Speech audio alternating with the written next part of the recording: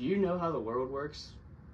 That's an interesting question that I came across while reading a few months ago. And at first I just glanced at it, but then later in the day I kind of thought, I really don't know exactly how the world works. Like, I have some ideas, but don't know everything. And so I figured I'd ask some people that I know that same question. And generally the response I got was, I don't really know either. I kind of have a basic understanding from high school. I was in physics class and I learned about our political system, but I don't know how everything works. And then I followed up with, what do we as a people, like, do humans, do we understand how the world works? And generally I got we have science, we've put people on the moon, we've sent rockets into space, we can build infrastructure practically wherever we want. I mean, we can even engineer the weather. So I think we have a pretty decent understanding. We have formulas and equations and science to where we can cure diseases and do all sorts of amazing things. So we don't know everything, but I mean, we know how a lot of stuff works, right? And that's the response I generally got for that second question. So then I figured I might as well go all the way in.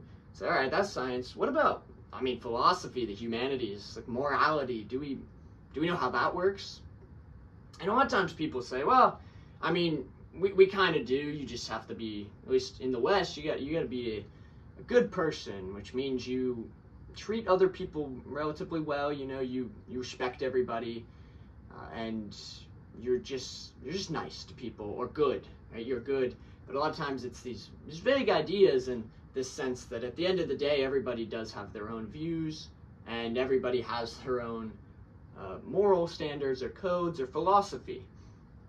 And to some degree that's true. Everybody does come up with their own ideas. But I noticed that there's a big divide between these subjects nowadays, between the sciences and the humanities. And I thought that it was interesting. And I read a lot about medieval culture and medieval works, and I had some thoughts about how that kind of intersects.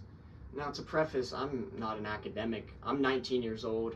I'm going into my sophomore year of college. But my freshman year, I was in environmental science. I'm switching to an English major this year, so I don't really have a great degree of qualification in these subjects. But I do think, if you're familiar at all with Robert Hutchins' work, The Great Conversation, it's kind of a preface to the Great Books series from the University of Chicago in the 1950s, I think. But essentially what he said is that Western thought has been a great conversation, whether you're thinking all the way back to Aristotle or the modern ideas we have now. It's all part of one continuous dialogue. And he said that kind of sets apart the intellectual tradition from the rest of the world.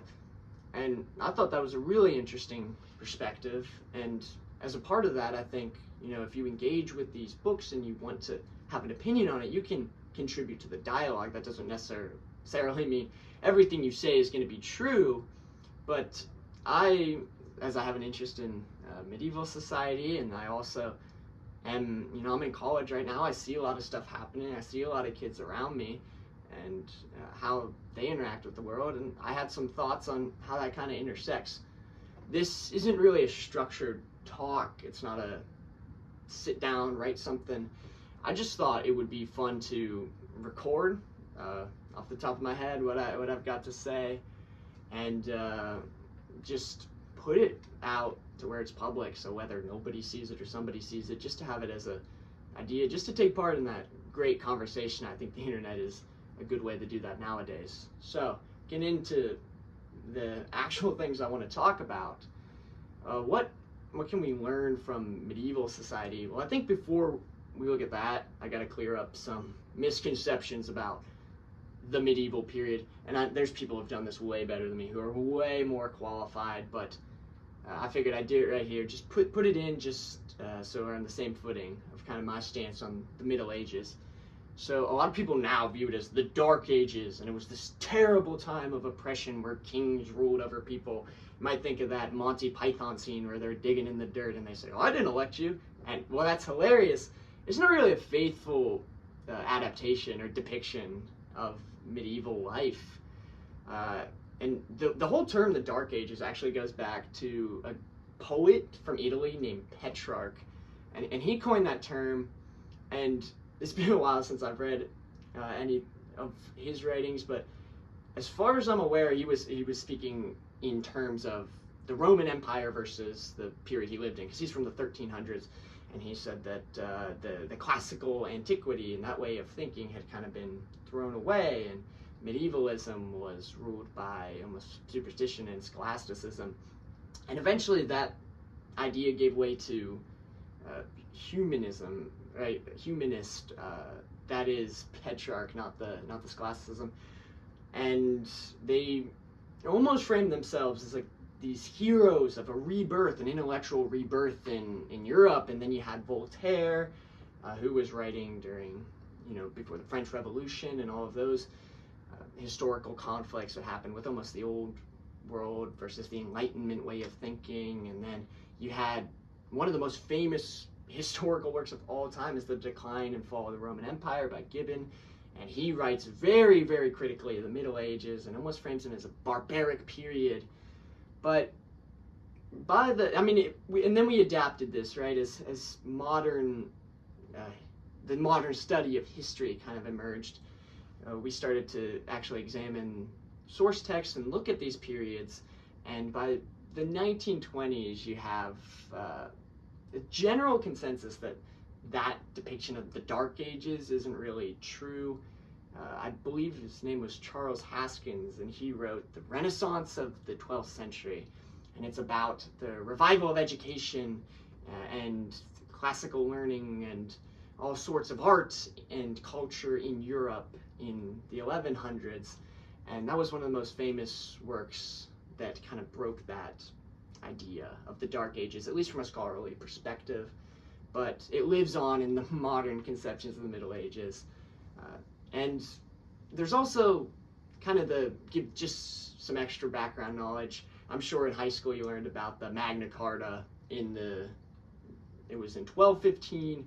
It was issued to protect the rights of, now you probably heard of the nobles, limit the king's powers, but also give a lot of individual powers to villages and to cities to self-govern in a lot of ways and have their own local communities and economies. You also had the Charter of Loris, that was in the 1100s by King Louis VII, and effectively it protected peasants and lower class citizens from their lords and unnecessary taxes. And the feudal system as a whole wasn't as rigid as people like to paint it. I mean, I remember in high school, in 9th grade, I sat down in the classroom and up on the projector they had this pyramid. And it was like, at the top is the king, and at the bottom are the serfs. And although there are criticisms you can make of serfdom and feudalism as a whole, I think the way it's represented now is a misrepresentation, and I think we need to look at it with more nuance.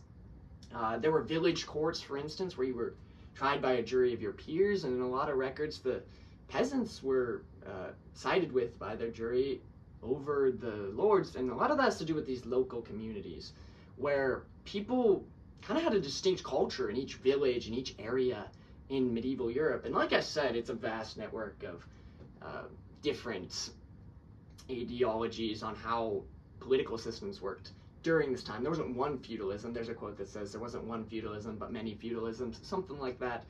And that is probably the modern historical consensus, that feudalism was very varied, but their conception of it as this rigid class system with no mobility isn't really accepted now in by modern scholars.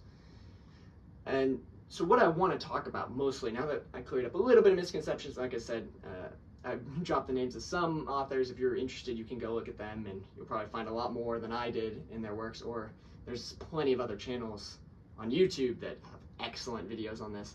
But what I'm interested in is how they viewed the world, how medieval people viewed the world. And a phrase that I like to use is enchanted worldview, right? The medieval people viewed the whole world as alive and just almost whimsical. Like, they viewed the saints as acting in the world now, and the heavens intersected with the earth, and they had this idea of the great chain of being with God at the top, and then the kings, and then it goes all the way down through humans, and then to animals, and then to all of creation. And even morality was fused into this natural order. So they had the idea that, like, for instance, if you put lust above God and you were not chaste, then you're breaking this natural hierarchy. And they thought this would have real effects on you in the world. And I'm not proposing that we entirely go back to a whimsical worldview where you believe that goblins live in the woods, as a lot of people did at that time. But I think it is interesting to view to look at how they viewed the world as alive. And they viewed the world through stories and symbols. There's the idea that medieval people were uneducated and dumb and didn't know anything and didn't know stories or anything, but that's couldn't be further from the truth. The medieval church was the backbone of civilization or society, which means that people really had a profound understanding of biblical stories and the saints' lives, probably even more than modern Christians do in the West, because they lived it and they viewed it as a part of their life, that it interacted and it integrated all aspects of life into one. They didn't systematize and put everything in the different categories. Everything just was life and it was alive. And another thing is, like I touched on briefly when I was talking about how the Middle Ages were feudalism, they're very communal in the Middle Ages. Like, if you were living in the Middle Ages in your village, you would have had a distinct culture there and a distinct people, and you would have been a part of that and shaped that. And like I said, everything's viewed as one. Everything is just a part of this great chain of order and being. And within that, you actually had a place, and you were able to exercise a lot of freedoms and influence your local culture. So rather than like looking at the world and seeing what it is through the lens of just empirical data, you could kind of shape the world around you. And people were also okay with the unknown at this time. For instance, they didn't fully understand the way that the cosmos worked. If you're familiar with the Silmarillion by J.R.R. Tolkien, he writes about the music of the Ainur. And that's kind of how they viewed the heavens, as this musical celestial body that was all in order and pointed towards the heavens and the earth, and all of these ideas of purpose and meaning. And like I said, it's very whimsical and very binding, right? It unites everything. And so as I said before, I'm not proposing we just completely adopt that system, but I think the idea that they were okay with not knowing everything either. They just took for granted that mystery exists in life. Is really important. And so how do we shift away from that? Well, I talked a little bit about, the Renaissance and all sorts of cultural revivals of the ancient world, as they said. But the main thinker I think is important, at least from the works that I've read, is Francis Bacon. And he was operating in the late 1500s, early 1600s, I think. And he was pretty against the idea of authority and tradition being a source of knowledge. He wrote a work called, I'm going to forget the name of it, I think it's Novum Organum or something like that. And I read excerpts of it forever ago, so I'm going to misquote everything. That's why I probably should have prepared before sitting down to talk. But he talked about the idolatry of, it's the idols of the mind, something along that nature. But it was this idea that scholasticism in medieval thought had idealized old works and viewed them as universal truths, and he kind of rejected that. So think Aristotelian thought and those philosophical frameworks all the way from ancient Greece that went through into medieval society.